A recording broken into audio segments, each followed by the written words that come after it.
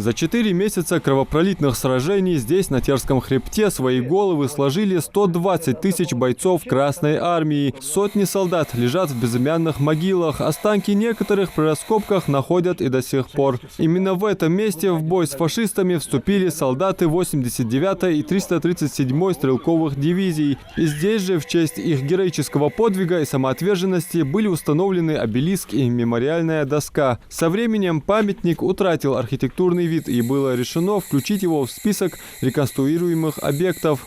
Братская могила захоронения, здесь 336 человек лежит.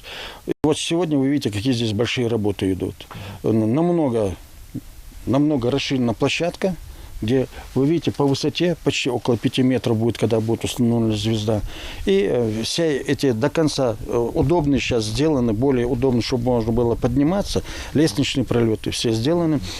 Полностью все здесь положили, большое количество арматуры ушло, бетонные работы большие сделаны, но работа идет большая. Кроме того, строительные работы обходятся без вреда для растущей по бокам обелиска сирени. Весной своим цветением они украсят покой защитников Отечества. Ранее взойти на обелиск по крутому подъему и высоким ступеням мог разве что хорошо натренированный спортсмен. Сейчас этот 100-метровый подъем в гору к месту захоронения советских солдат еле чувствуется. Территорию расширили, обелиск установили на твердое бетонное основание. Площадка, она намного была меньше. Здесь сейчас, за то, что пришлось, вы видите, потому что это большой монолит, он основание очень сильно укрепил, и площадку сделал намного ее больше. И, конечно, она более величественно сейчас смотрится, этот памятник. Я думаю, что в ближайшее время этот памятник, реконструкцию у него закончат. Это будет очень красивый памятник. Имя Володи Мартвинова известно каждому жителю Малгобека. Пробираясь на территорию, занятую фашистами, 14-летний разведчик доставлял ценные сведения нашим войскам. В последний такой поход он отправился поздней осенью 42-го с 3 своими товарищами. Ему нужно было изучить обстановку на горном хребте, но он не дошел. Фашисты обнаружили парня здесь. На месте его гибели в 1947 году был установлен обелиск. Сам памятник находится на территории Вознесеновской первой школы. Реконструкция обелиска ведется и здесь. Ну, хорошо, что есть внимание к памятнику, реконструкция идет, да. Но, вы знаете, память и тепло о нем осталось в нашем старом памятнике.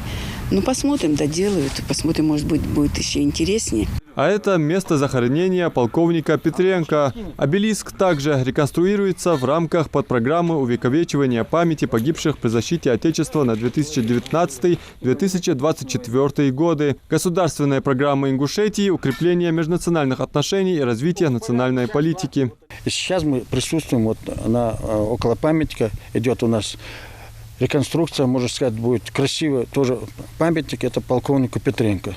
На этом месте, вы видите, тоже уже сделана площадка, значит, поставлен монумент. Все здесь будет сделано, будет очень красиво. И увидите тоже, чтобы работы не останавливать, если будет какая-то погода будет такая дождливая, они, значит, тоже будут его перекрывать и уже будут ложить. Здесь тоже в основном сейчас будут работы, вы видите, только плиточные работы. Облицовку плитки сделают, и памятник тоже будет готов. Реконструкцию всех 4 памятников на Терском хребте начали в августе текущего года. Завершить планируют к следующему Дню Победы над фашистскими захватчиками. Адам Мережков, Адам Далаков. Новости 24.